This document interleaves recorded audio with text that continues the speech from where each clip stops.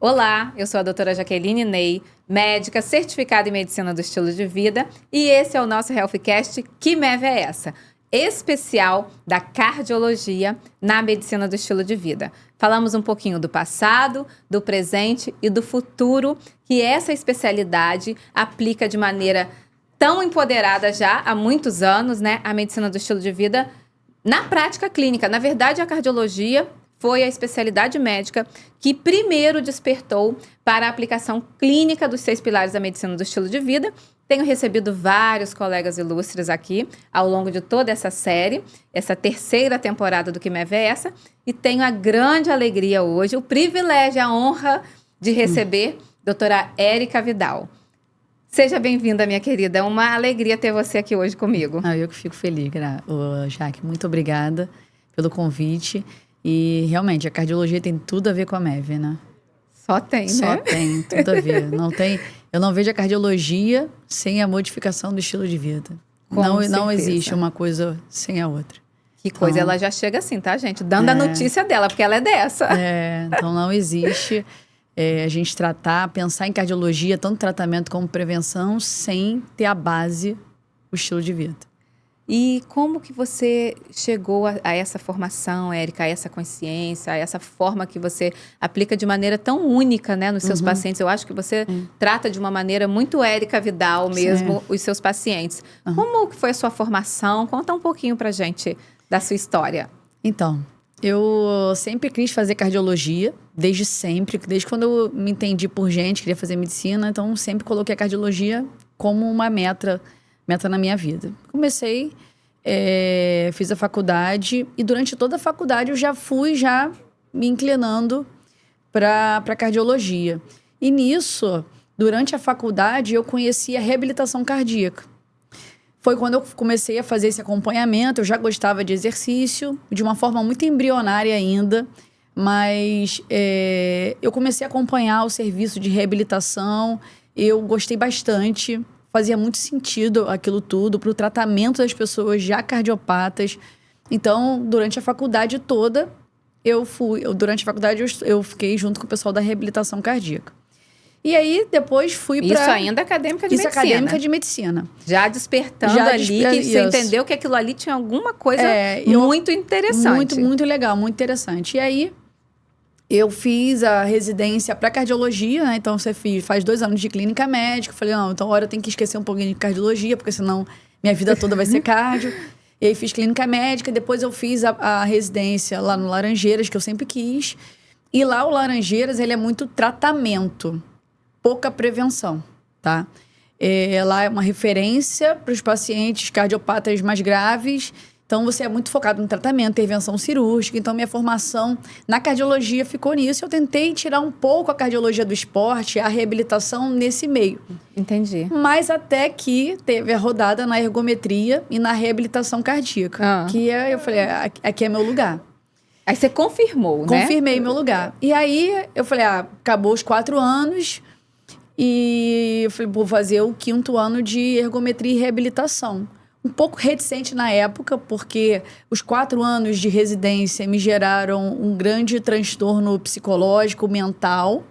E o meu deslocamento era muito grande, porque eu morava na Barra e a faculdade era em Niterói, depois a residência, os 4 anos era na Zona Sul. Então, aquele trânsito inteiro, 4 anos. Vivendo essa realidade. Como a gente é resiliente, muito, né? Muito. E aí, esse é o 5º ano.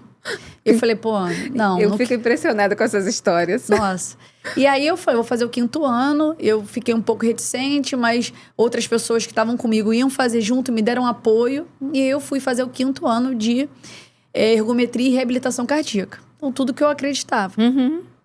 E durante esse último ano, né, de residência, esse 5º ano, eu comecei a encarar a cardiologia mais olhando um lado preventivo. Se o exercício faz sentido para quem já tem doença, imagina para quem não tem.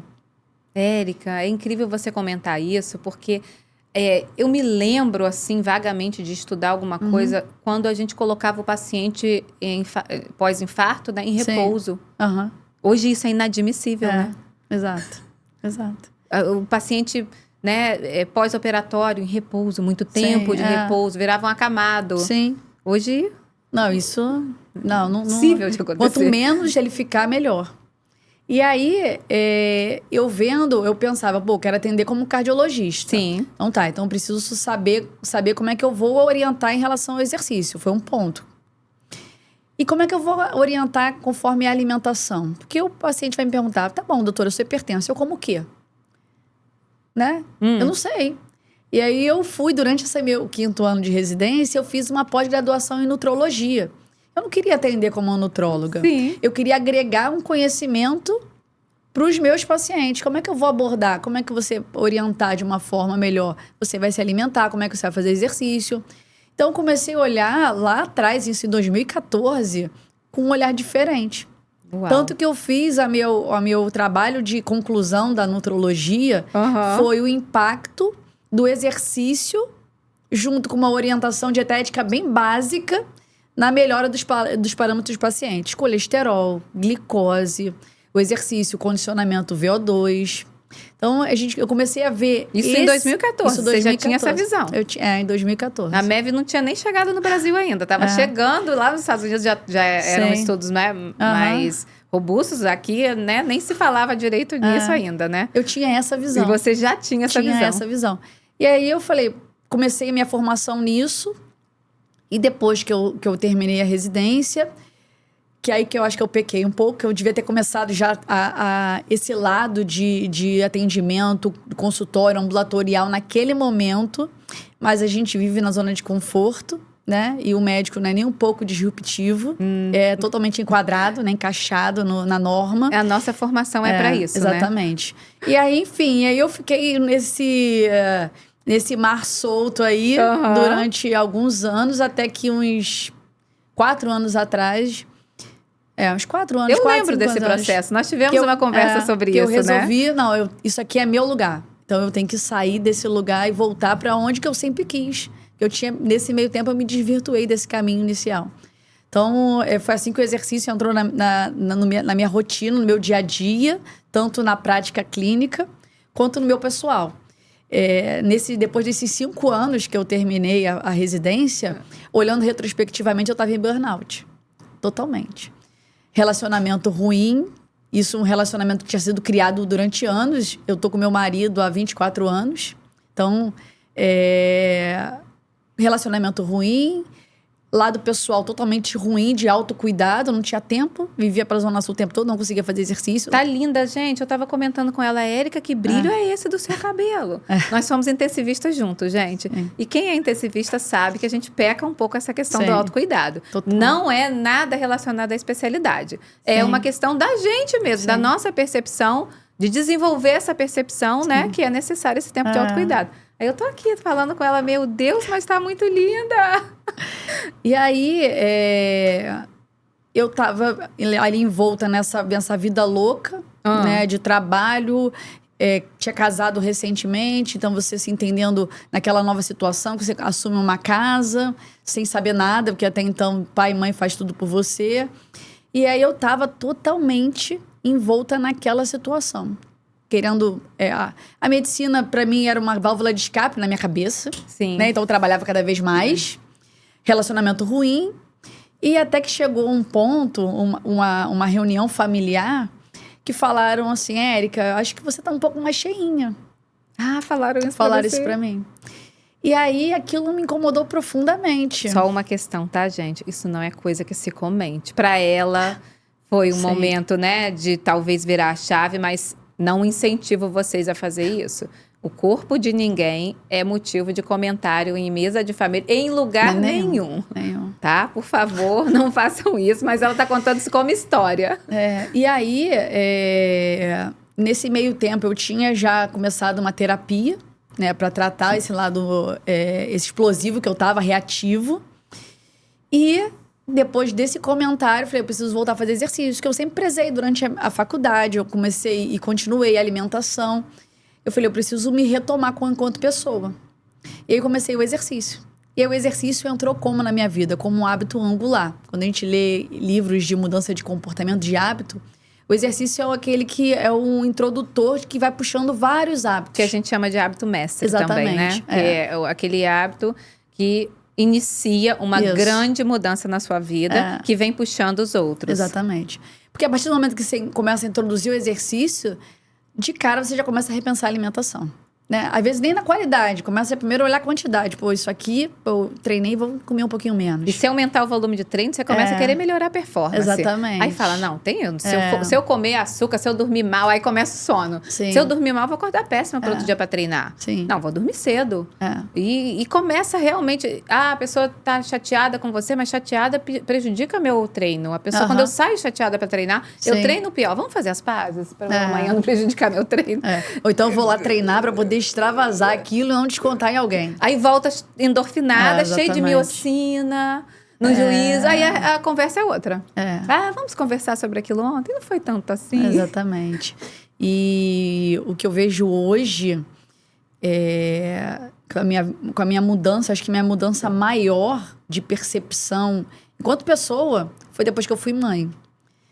E o exercício já fazia parte, meus hábitos já eram bons, tanto que isso foi sendo introduzido com meus filhos de uma forma muito natural, né? Eu adoro os vídeos dele, gente. A sua pequenininha é uma peixinha, né? É uma fofa. E o outro é todo futebolístico, jogador de futebol, já tem todo ali uma desenvoltura, bebê, né? Acabou de ser bebê. 5 anos. E tá todo cheio de desenvoltura com a bola. E você tá sempre... Ela precisa, inclusive, gente, eu vou liberar ela rápido, porque ela precisa ir buscar ele no futebol. Então, isso foi a mudança de chave para você. E aí você começa a mudar comportamentos, que aí entram os 6 pilares da MEV, porque não é só o exercício, não é só a alimentação. É como eu tô, como é que eu me relaciono, principalmente com meus filhos. Que eu vou impactar positivamente na vida deles, não pelo que eu falo ou deixo de falar. Não. É pelo que eu sou, como é que eu me comporto, como é que eu trato as outras pessoas. Então, hoje eu vejo, no meu caso, e nos meus pacientes, o exercício é uma válvula de escape, tá? Eu preciso ter esse tempo para eu cuidar da minha saúde física, da minha saúde mental, da minha saúde emocional. Para que quando eu volte para casa, eu tenha ali a tranquilidade ou um aumento um pouquinho da minha paciência para poder lidar com toda aquela mudança constante, porque todo dia é uma guerra dentro de casa. Você já passou dessa fase? Passei. Mas todo dia é uma guerra diária. Eu sou solidária a você, querida. Eu sei, não é simples, mas ela passa. Não sei. E depois a gente sente saudade. Isso é o mais louco de Maluco, tudo. né? Porque começa a sair de casa, que eu já tô só com uma, o outro já foi fazer a universidade. Aí a gente morre de saudade. É uma coisa impressionante, não aproveite. A gente é masoquista. É um caos, não, é um caos organizado. A gente consegue se encontrar no meio daquele caos ali. Dá tudo certo. É aquela balança entre a ordem e o caos. E é um caos maravilhoso. Aquela gritaria, aquela confusão. Sim. Brinquedo é uma coisa que não existe. O negócio de ter brinquedo guardado o tempo todo. Não tem sentido. A casa tem sempre vários... Amazona. Sempre. E as visitas que sejam compreensivas. Exatamente. Mas, minha querida... Uma coisa que eu acho que é muito importante a gente falar, e eu acho que está muito dentro da sua expertise hoje, é que a gente, enquanto clínico, ou qualquer médico, né, profissional de saúde, que vai abordar um paciente todo empolgado com essa coisa de tirar o paciente do sedentarismo. Sim. Eu ouvi um podcast da doutora Jaque, ela falou, o paciente não pode ser sedentário. Sedentarismo mata mais que tabagismo. Sim. Mata mais do que, né, todos os outros fatores de risco juntos. E, eu quero... Olha, você tem que fazer... exercício físico. Aí chega outro paciente, você tem que fazer exercício físico. Sim. Chega outro, você vai prescrevendo isso de maneira generalista, né? Generalizada para todos os pacientes. E aí eu queria que você esclarecesse pra gente. É isso mesmo? Pode, para todo mundo, a gente, enquanto médico, profissional de saúde, todo paciente que chegar sedentário até nós, a gente vai fazer esse incentivo, vai liberar, ou precisa de uma avaliação pré-participação? Como que tá as diretrizes atuais em relação a isso? Tá. Quando o paciente chega até mim, né, exercício é para todo mundo. Então, eu quero facilitar, principalmente quando eu estou na rede social, que eu quero divulgar para mais gente, exercício a gente já faz diariamente, né? Como é que a gente chegou até aqui? Caminhando. Um movimento. A gente se movimenta o tempo inteiro, né? Então, para você começar a fazer exercício, você não precisa começar a fazer exercício em moderada, em alta intensidade, que aí sim você estaria se expondo a um risco maior caso você não tenha condições para isso. Então, qualquer um já faz exercício. Então, para começar, que eu falo para todo mundo, e as pessoas... Pô, doutora, eu venho aqui, você vai falar isso para mim? Antes de você pensar em fazer exercício para pensar em melhora de performance, melhora de parâmetros de saúde, primeiro tem que virar um hábito. Então, para isso, você não precisa ir no médico. Então, é exercício, caminhada todo dia. Como é que eu começo, doutora? 10 minutos. Quem não tem 10 minutos por dia para começar uma caminhada? Agora você dificultou a vida de quem dá desculpa, hein, Érica? 10 minutos? 10 minutos. 10 minutos por dia. Eu não quero... exercício de força é importante. Mas no início eu não quero nada. Eu só quero hábito. Bota no teu dia. Você não toma remédio todo dia? Então você tem que fazer exercício todo dia. 10 minutos. Começa uma caminhada. Porque quem não tem um tênis, e qualquer que seja a roupa, e vai caminhar. Pode ser escada? Pode ser escada. Pode ser no seu condomínio. Não tem desculpa, todo mundo caminha. Porque a pessoa pensa assim, gente, mas pra eu sair de casa, mudar a roupa e fazer isso, e chegar na academia, caminhar 10 minutos, não vale a pena, não vou não. Aí perde, né? Aí você coloca muito empecilho, muito obstáculo, que você vai se auto-sabotar e falar que não pode. Então, de cara, doutora, o que eu faço? De cara já começa a caminhar 10 minutos por dia, 15 minutos por dia. Para a gente pensar em exercício para melhora de performance, melhora de não só performance competitiva, para melhora de saúde cardiovascular, o exercício tem que ser pelo menos moderado. Então, aquela caminhada, aquele passeio, você não vai estar ganhando os benefícios que você está esperando que está ganhando com aquilo, né? Então, o exercício tem que ser de moderado ou moderado a alta intensidade. A gente preconiza aí 150 minutos semanais de exercício de moderada intensidade, ao longo de 7 dias, de uma semana, e exercício de alta intensidade, pelo menos 75 minutos, né? Uma coisa ou outra. Para essas pessoas, para essa intensidade, eu preciso saber se o sistema cardiovascular está tudo ok, né? Eu preciso saber, sua pressão está aumentando, está normal primeiro, no repouso, ou ela está aumentando de uma forma excessiva durante o exercício, isso está te expondo a risco. Você tem alguma arritmia, teu coração está acelerando de uma forma desproporcional, você sente uma falta de ar desproporcional, uma palpitação, um desconforto no peito quando você faz exercício. Isso são sinais de alerta que a gente precisa sempre buscar.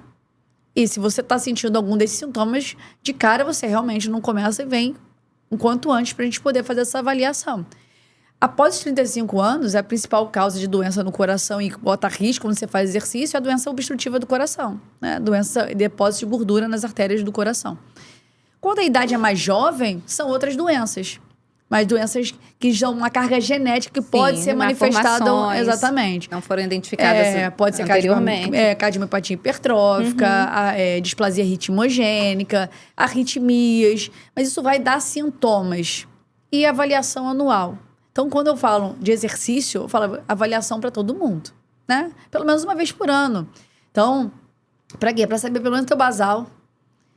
Quando a gente sabe o basal, a gente sabe se aquele exercício que a gente está fazendo está sendo efetivo para melhor. Então, eu fazer exercício por fazer, até me dá falta de ânimo. Eu estou fazendo exercício, estou melhorando. Porque eu olho no espelho e não vejo nada. Mas quando você vê, o seu condicionamento físico tá ficando bom, tá melhorando. Subia 3 lances de escada, cansava. Agora já subo 3, chego lá, ok. Tem alguma mudança acontecendo aqui. Eu tô conseguindo melhorar minha massa muscular. Sim. Tô diminuindo meu percentual de gordura. Com Mesmo certeza. que ainda não seja perceptível, está tendo ganho.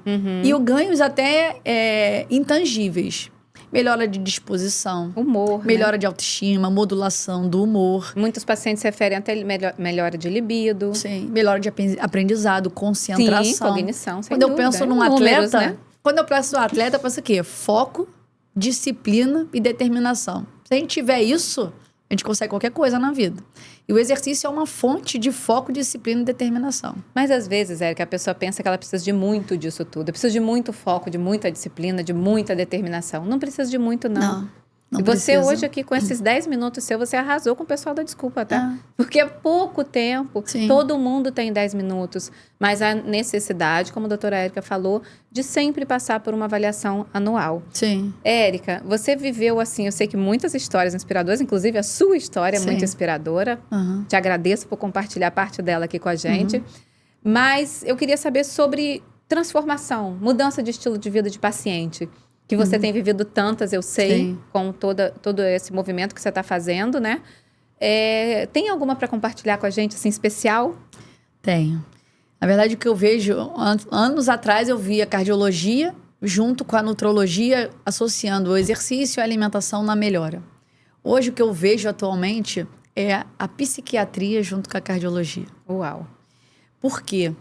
Porque a gente está cada vez mais ansioso, mais estressado, falta de tempo, e a gente esquece da gente, nosso autocuidado. E o que eu tenho visto rotineiramente, chega lá no consultório, são as pessoas que estão cada vez com cargos melhores, sempre otimizando uma ascensão na carreira e esquecem delas mesmas. E no meio do caminho fica saúde, fica relacionamentos, quantos casamentos são destruídos, quantas saúdes são destruídas nesse processo de crescimento profissional com falta de tempo, e o exercício, com certeza, é um hábito que não consegue ser perpetuado. A alimentação, consequentemente, vem junto. Você come o que tem, o que dá, falta de tempo. Excesso de consumo de bebida alcoólica, vem aí o tabagismo. Então, hoje em dia, com essa necessidade de crescimento profissional, essa comparação nas redes sociais, então, cada vez mais essa necessidade de você se mostrar, querer profissionalmente, e esse autocuidado acaba. Consequência, estresse e ansiedade lá em cima, doença cardiovascular aumentando e muitas ganham obesidade, ganham de peso. Tem um paciente que tem 49 anos. E ele era um militar, depois ele acabou virando um profissional da área da Ambev, tá? Com executivo com ascensão na carreira. E acabou progressivamente ganhando peso. Desenvolveu obesidade. Exatamente. E aí, o que ele fez? Cirurgia bariátrica, tá? Fez a cirurgia bariátrica e nesse processo da cirurgia bariátrica, ele encontrou o ciclismo. E ele começou a pedalar dessa recuperação pós-cirurgia bariátrica e hoje o estilo de vida dele é totalmente diferente. Ele largou a empresa, ele não é mais um executivo. Ele até inicialmente começou a trabalhar num negócio próprio, viu que também que ele estava voltando atrás nesse processo de trabalho enlouquecido. Então, hoje ele trabalha no home office e a manhã dele inteira é dedicada ao exercício. Então, ele fez a bariátrica, que foi um gatilho de mudança, aquela virada de chave. A gente vive muito isso na cirurgia plástica, né? O trabalho que eu e a Fabiana fazemos, né? Há mais de 2 anos. A gente levou até recentemente agora para o Congresso Internacional de Nutrologia. Foi um trabalho reconhecido, premiado, porque é a cirurgia plástica como um gatilho positivo para a mudança na saúde. Ela só trabalha com mulheres, né? Na saúde nutrológica feminina. E não só nutrológica, né? Na saúde integral dessas mulheres. Elas têm contato com aquilo ali, pelo protocolo que a gente faz para preparação cirúrgica.